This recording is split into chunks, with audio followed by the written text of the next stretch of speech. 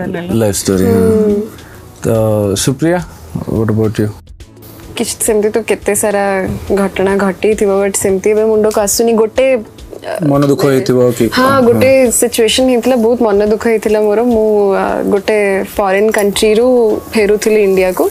मु बहुत सारा एक्सपेंसिव स्किन केयर प्रोडक्ट्स नहीं के आसुथिली, एंड सीरियसली बहुत एक्सपेंसिव थिला। माने मु पाखापाखि गोटे 50,000 स्पेंड करथिली से सब जिनस ऊपर। It was like big bottles of lotions, जहाँ भी बाथ जेल, क्रीम, बहुत सारा जिनस थिला सेतिर।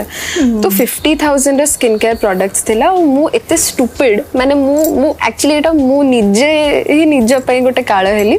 मु एते स्टूपिड बिहेव कली। मु मोर ध्यान नहीं कि से बॉटल्स गुडा को full size bottles, and obviously you can not carry them in your hand bag, you have to put it in your luggage bag.